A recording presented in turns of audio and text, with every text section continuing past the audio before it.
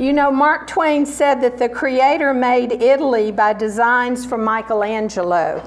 So I think that that's a good place to start. But first, let me welcome you in Italian. Sono felice vederli stamattina. That means I'm happy to see you this morning, okay? So just kind of keep that lilting Italian language in your head as we move through these slides.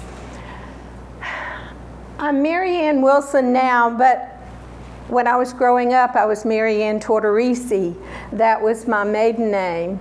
And as Karen said, I grew up in a vibrant Sicilian community in Birmingham and Bessemer. And that nurtured me and fed me and gave me a wonderful background in culture and food and family and the things that make life worth living. I thought I was Italian, but when I was a young wife and mother traveling to Milan for the first time, I realized that Sicily is a world apart from the mainland of Italy.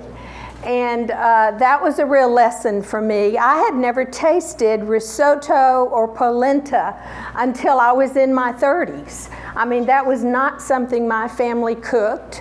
I was a pasta girl, and I still love pasta. But the first time I had a bite of creamy risotto in Milan, I thought, okay, I can do this. This comes in a close second, you know, to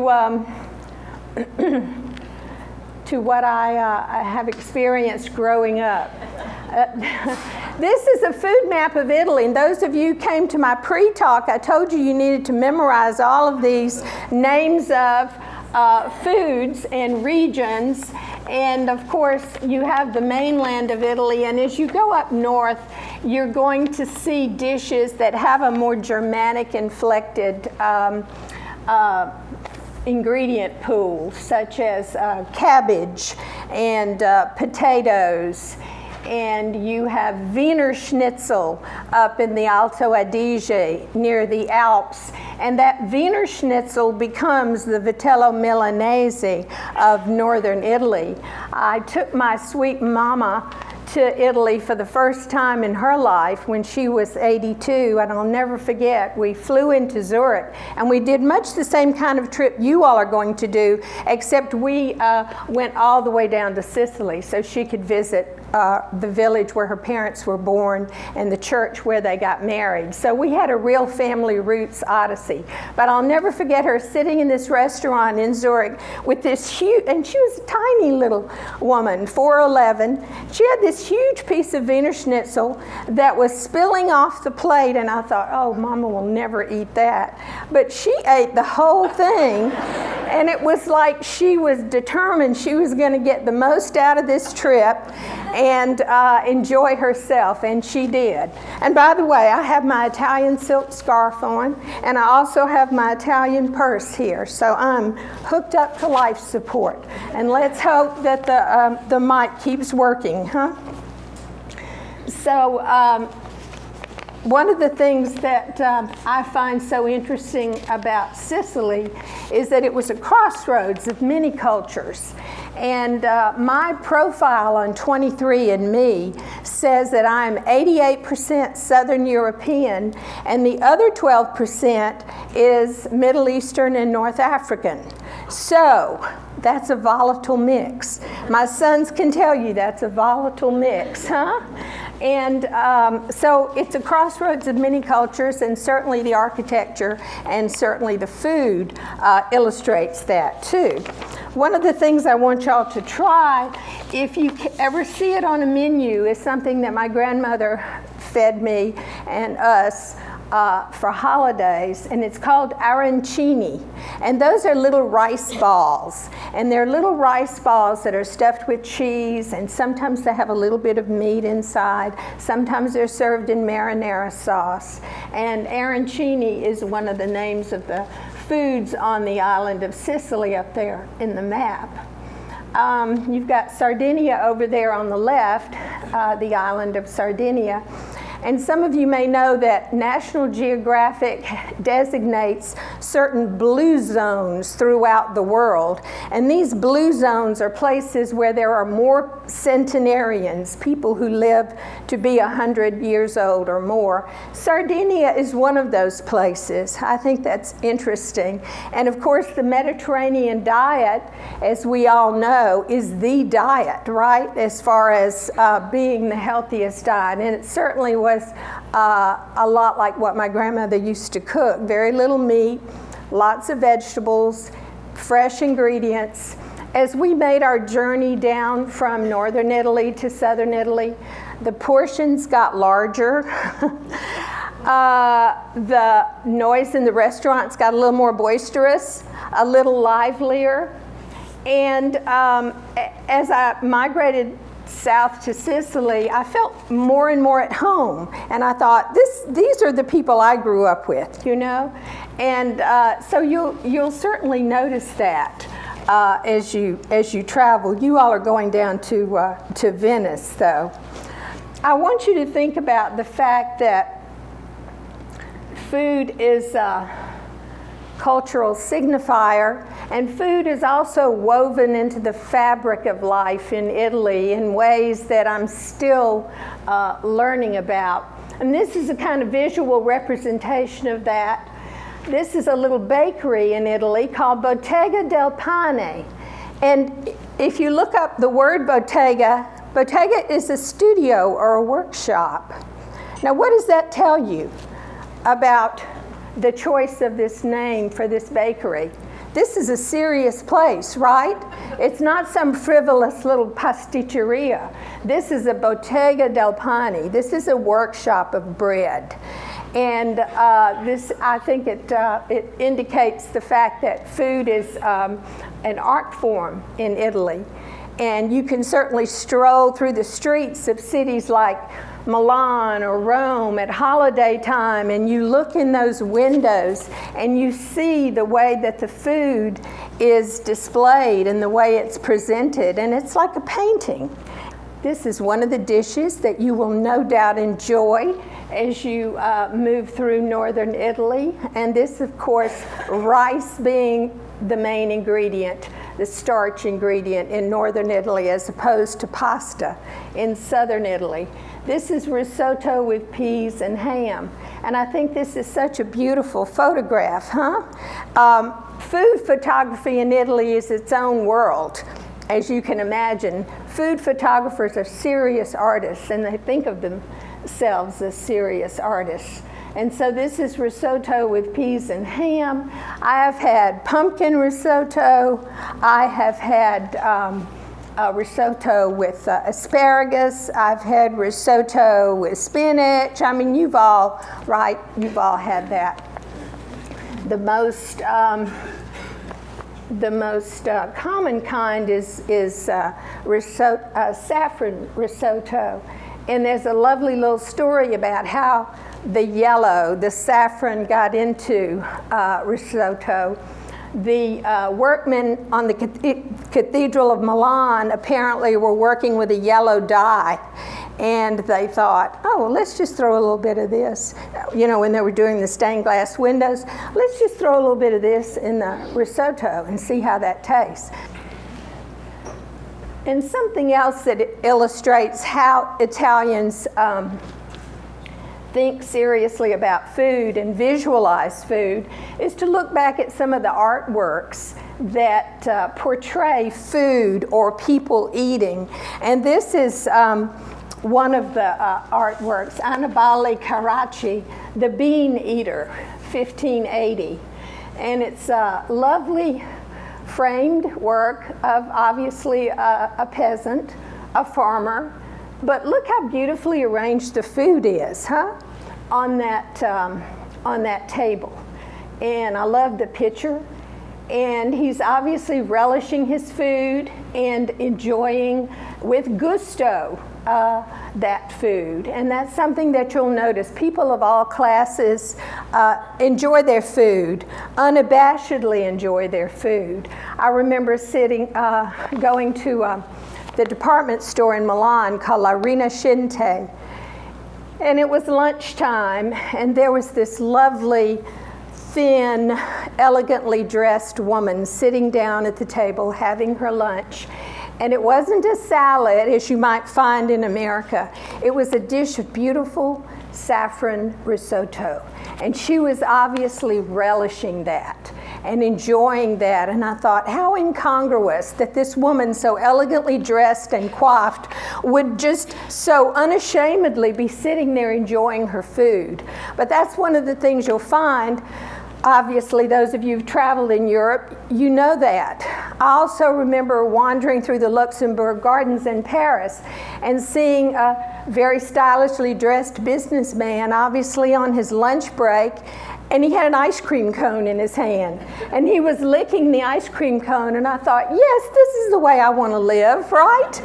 And he was just obviously enjoying himself and not apologizing to anybody about that. So you'll find that food is woven into the very culture of Italy. And certainly living in Louisiana gave me an appreciation for how food is woven into culture. There's a famous cookbook in Louisiana called Who's Your Mama? Are You Catholic? And Can You Make a Roux? Okay? And those are the three cultural signifiers, right? You can place somebody if you can get the answers to those questions. You know who that person is, right? Who's your mama? Are you Catholic? And can you make a roux? Of course, now they make roux in microwave ovens. That's an abomination, isn't it?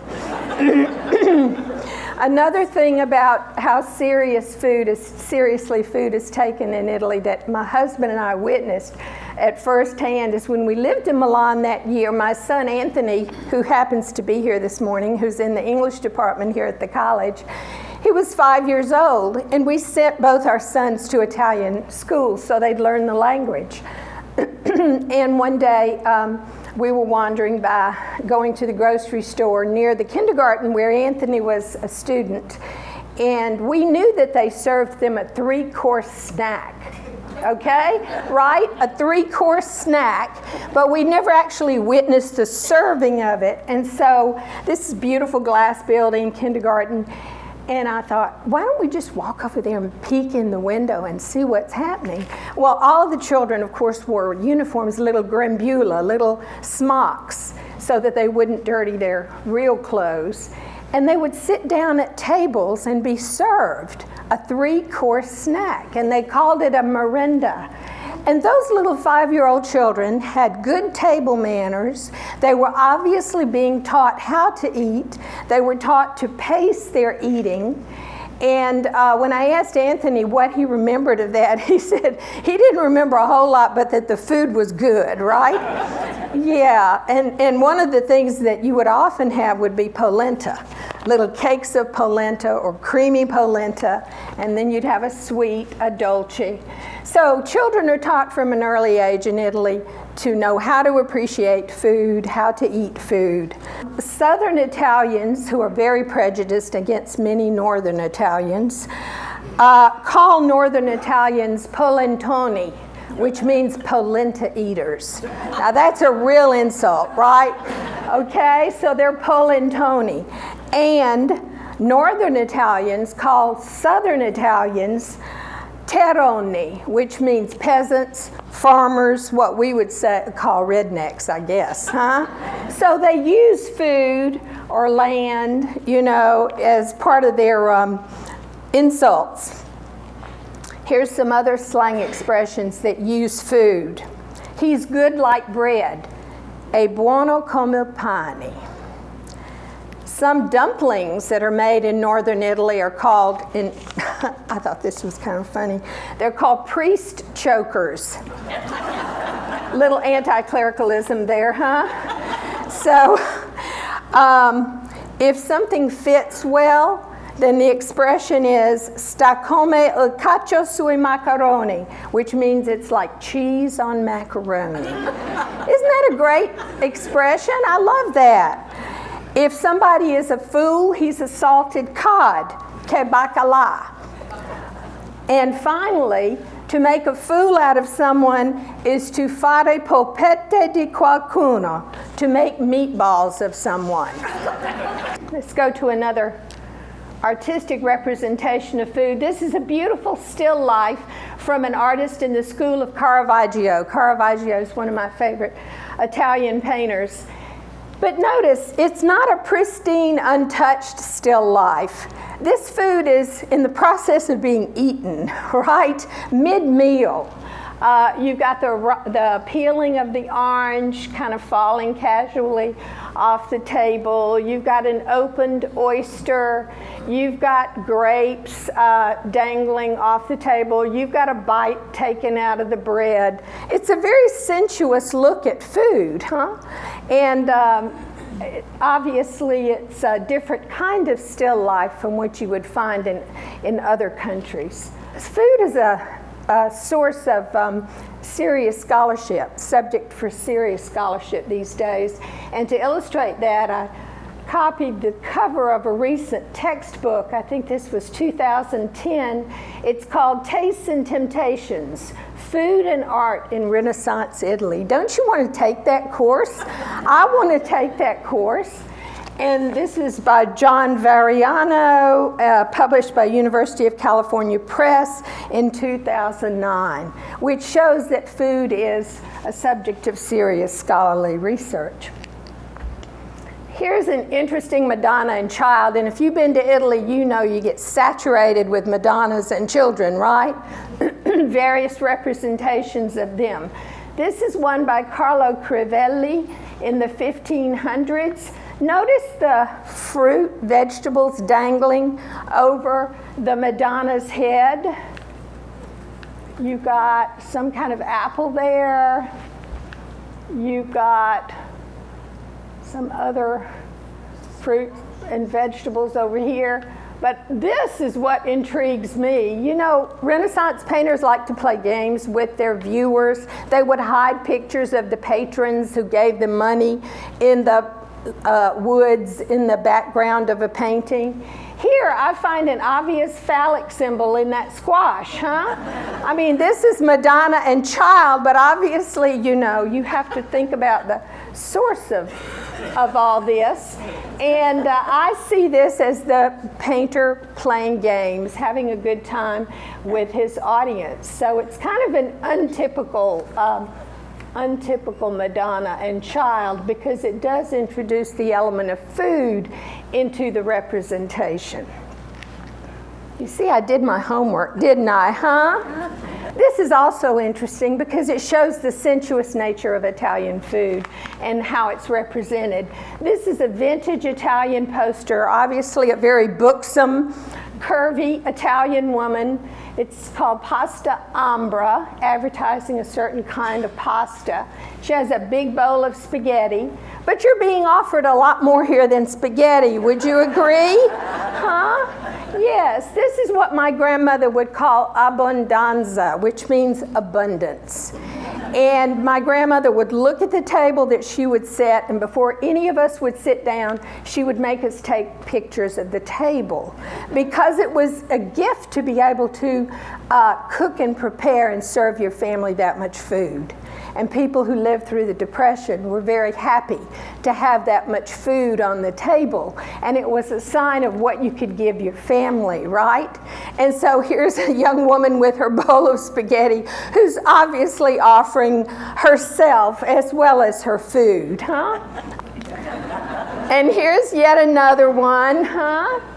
Panettone and I'll leave that up to you, another Italian food poster. And of course you can find Panettone in your local TJ Maxx stores. I'm sure you've seen them, huh? They're kind of dry cake, yeast cake, with raisins, and sometimes they have nuts in them. We all used to joke that nobody really likes panettone, but you bring it when you go to somebody's house for dinner, and we joke that everybody keeps passing that same panettone around because if you try to eat it, you have to dunk it in coffee because it's kind of dry, you know? But I thought this was an interesting visual representation of food and how food is depicted in the Italian mind. Now, if you are serious about eating in Italy, and all the waiters hope you are serious, so you order every course, this is what a real Italian meal would look like. And when we would go to my relatives' homes on Sundays, when we lived in Milan, Sunday lunch is kind of a sacred thing in Italy. No matter how hard you work during the week, you try to get the family together for a Sunday meal. And I think we still try to do that in this country, right? Would you all agree? Not always successful. But our family, my family, would have us all sit down around noon, and we wouldn't get up from the table until about 6 p.m. Now, what would happen is it was like a play, a carefully orchestrated play. You would have people come in from the neighborhood in between courses. You would have conversation, and you'd have tiny little portions, not huge portions, you know? But this is basically the order of courses if you were to do the whole Italian thing. And this is what my relatives wanted to give us every Sunday when we went to their house. You'd start out with an aperitivo, which is usually some kind of a before dinner drink, and usually something bitter, which is supposedly stimulates the appetite, like Campari and soda. Some of you may have had Campari and soda. It's an acquired taste. And then antipasto, of course, which could be any number of things. Some of you have been to my house, and you know that I do a pretty good antipasti. I have melon and prosciutto, I have olives, I have insalata caprese, tomato and mozzarella, cheese salad, and various other kinds, maybe a little bit of Italian ham wrapped around a mozzarella cheese stick, anything like that to stimulate the appetite. And I'm gonna have some other visuals that illustrate some of these. And then you'll see the word primo on your menu, and that's gonna be your pasta course. And if you've never eaten in Italy before, you'll think you're done when you have the pasta course. Oh no, you're not done. That's only the entree to the rest of the meal. And then you're going to have a secondo, which is usually some kind of meat course, maybe osso buco, lovely veal shank braised in marsala. You're going to have a contorno, which is a vegetable, braised greens or peas or squash, maybe eggplant. You're going to have dolce, which is your sweet, maybe tiramisu, which we gave you a taste of here. You're going to have frutta, some kind of fruit, lovely pears or grapes or apples. Then you're going to have your coffee, which is a serious thing in Italy. Coffee and ordering coffee is a real process. And then you're going to have a digestivo, which is your after dinner drink. And some of you probably had limoncello or amara or grappa, which to me tastes like fingernail polish remover. But they tell me that good grappa, and I've had good grappa, but it still tastes like good fingernail polish remover. And you'll go to bars in the early mornings when we'd take our children to school. These old men would be sitting at the bar having a tiny little cup of espresso, and they put a whole cup of grappa in there, okay? And they wouldn't linger. You don't linger over your coffee in Italy. You just kind of belt it down. It's a shot, you know? And so they would say they were putting benzina in their tank, putting oil, putting gasoline in their tank by starting the morning with grappa and espresso. Not sure I recommend that, but in any case, so that's your whole array of courses in the Platonic Italian meal. Here's some typical antipasti, as I said, some mortadella, some fontina cheese, some olives, some eggplant, some pepperoncini, little peppers, maybe some gorgonzola, lovely olives. I mean, the arrangement of those foods on the plate is artistic, isn't it? Look how beautifully the colors are balanced. And you know, Italians are all about making what they call a bella figura, which means making a good impression. And they want to do that by being well dressed, being well groomed, and also by setting what my grandmother would call a good table. You want to set a good table. And so to artistically arrange your food is a part of that, setting a good table, as well as a part of what you can give to your family. Polenta, Italian cornbread. That's what I call it anyway. And depending on how you cook it, you can have it in little pieces like this, or you can have it creamy like this with mushrooms and gorgonzola. And I kind of like it creamy like this. I have to interject as a literature teacher, a piece of literature here. This is a poem called Polenta, and it's by an Italian-American author named Mary Lou Sanelli. She wrote this beautiful little book of poems called The Immigrant's Table. And this is one of her poems, which is about being Italian-American and going back home to Italy and trying to prove yourself to your Italian relatives. Okay, and she was always, as she says in an interview, the daughter who didn't like to cook. On the Friday before Lent, people of Ponte, Italy celebrate the Feast of Polentine. After a parade to honor corn, huge helpings fried into cakes soaked with compassion are served to the poor. So food is part of festival here too, you know? Louisiana has a crawfish festival, a frog festival, a shrimp festival. We have barbecue festivals in certain parts of the South, right? Well, obviously Italy is big into food festivals, and this is one of the festivals she's writing about. I add sausage to the skillet, a fistful of herbs, fresh picked today, just now. When asked about the smooth quarter moon scar branding the side of my thumb, I say with a stage sense of knowing when to make people laugh, freeing crust from the fiery hold of cast iron is tougher than it looks. So she's obviously apologizing for the crumbly, dry polenta that she's trying to serve her family.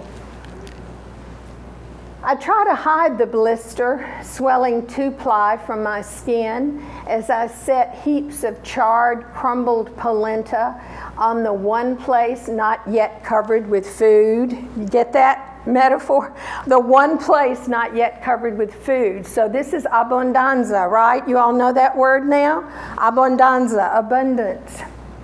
My family, seated around a sprawl of platters, is tied to umbilical bonds linking carbohydrates to pleasure. Their appreciation of my effort takes up the room between our worlds. They release ah from their throats as if my offering is intact, fluffy, and fit to display, which of course it's not. Aunt Josephine throws her head back and claps, spreads both palms and lifts her plump arms to frame her luscious breasts. Remember the pictures, right? Like a woman in a biblical painting. She is relieved I've worn out my disinterest in food, that the faraway niece who shuns tradition and cares nothing for cooking finally comes home to cook. Isn't that a great poem, huh? You're talking about bridging cultural gaps, cultural barriers. You're talking about a second or third generation Italian American who's trying to prove herself to her relatives. And you can never quite bridge that gap, you know? Let me tell you a story about me. And when I was having a Sunday lunch with one of our relatives, they had invited an Italian professor over, okay, from one of the local universities. And this man was very interesting to talk to. And we were all seated around the table after our meal. And I noticed that I was the only woman left at the table. And all my relatives, female relatives, had gone to the kitchen to wash dishes. But I thought, oh, well, you know, I want to talk to this guy, huh? He's interesting, and I'm a professor too. Why shouldn't I be able to do that? My cousin, Onofrio, Norman, came over to me and whispered in my ear. He said, "You belong in the kitchen." Now, y'all think about that. You belong in the kitchen.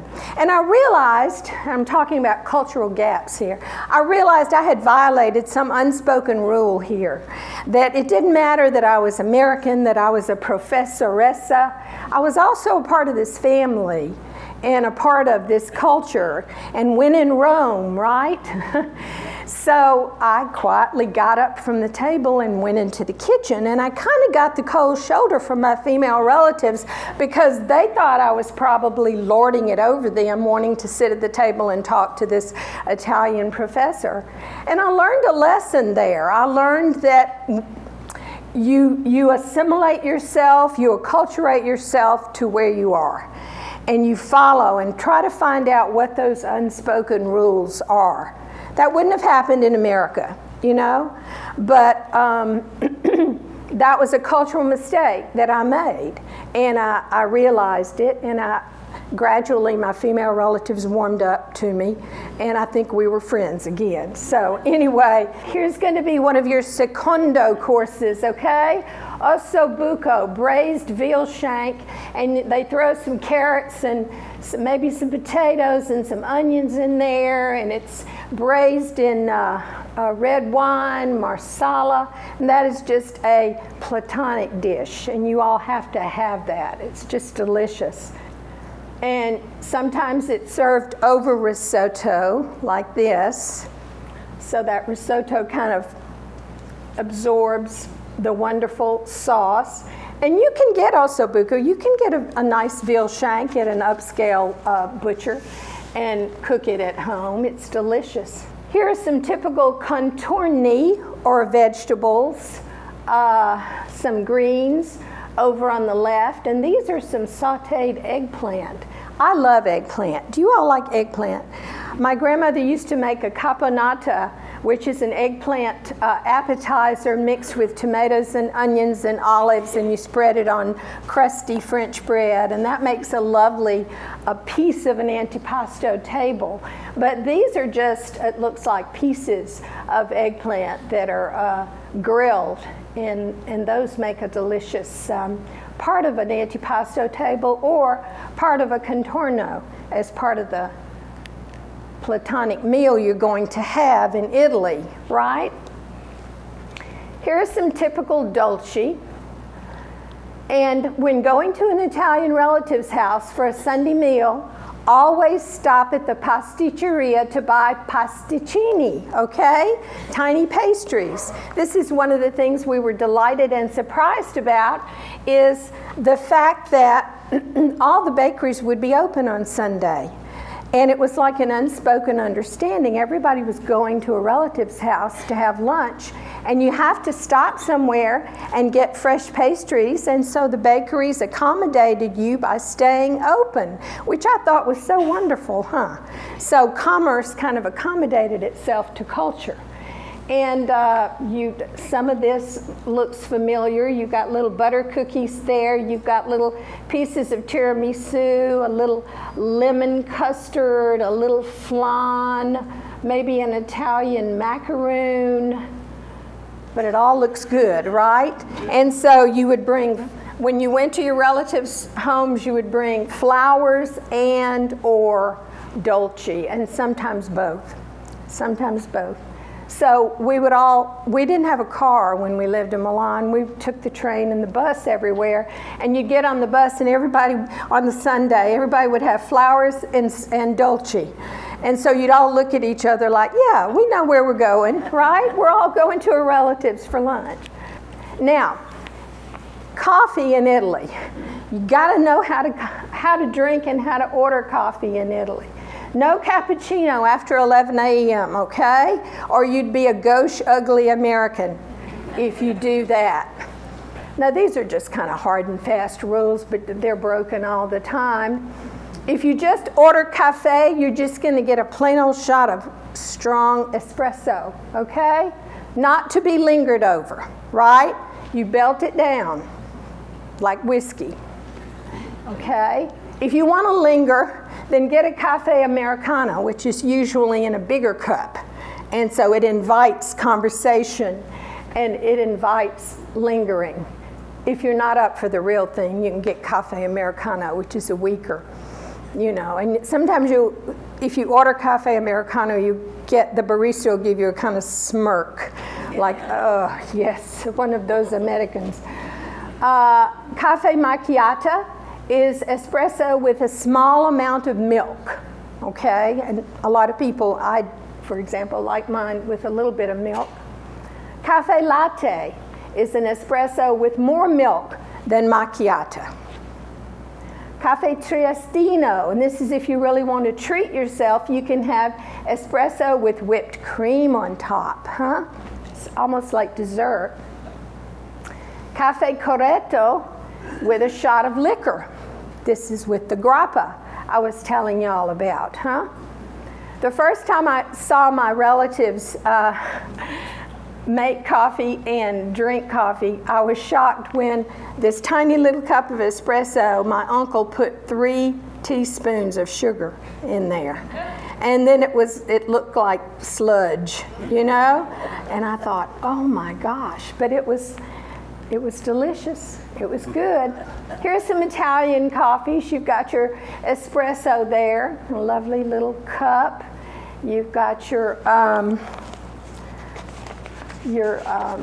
macchiato with a little bit of milk. You've got your, on the left there, your latte, your espresso with more milk than a macchiato. You've got your triestino, maybe on the right, with the whipped cream on top. And then in the middle, you've got your cafe corretto, and that is with the glass of grappa. You should try grappa, okay? It will linger in your digestive system for days, I can tell you. But supposedly, it clears out your digestion, right? Though I don't know what the excuse was for the guys who were drinking it early in the morning. And here's some lovely digestivi. And again, I like the glasses as much as I like what's in the glasses. You've got limoncello on your left. And if you've really had good limoncello that's tart and lemony, it's delicious. Sometimes it's too sweet. But and then Amaro, which is a kind of a bitter drink on the right. And then you've got your grappa in the middle there. You see it's clear like fingernail polish in that beautiful glass. And then if you still have room, after you're done with that platonic 7-course meal, you might try some gelato. And we know what gelato is, don't we? Italian gelato got its start in the 16th century when a Florentine named Bernardo Bontalenti served his creation at a Medici banquet. Picture that. Italian gelato has less butterfat than ice cream. It's about 4 to 8%, as opposed to 14% in American ice cream, which I think is interesting. And it has much higher density than ice cream. No air or water to increase the volume. This is what makes it so rich and creamy, substantial. And supposedly, if you're a connoisseur of gelato, you're supposed to look for less vibrant colors, because quality gelato will have a higher proportion of natural ingredients and very little food coloring. Now, all the gelato we usually see in Italy is very high colored, and because that's how they lure people in, right? Part of the marketing. And my sources said to find shops that keep their gelato in round metal tins with lids. I've never seen round metal tins with lid. I guess the tops are off when they serve, but ideally this gelato should be stored in round metal tins with lids. And gelato should be served with a flat paddle, not a scoop. How about that, huh? So that you don't incorporate too much air into the gelato when it's served. There's some famous gelaterie in Milan and Venice, and you're going to both these places. There's an interesting one called Gelateria della Musica in Milan, where the flavors are inspired by famous songs and artists.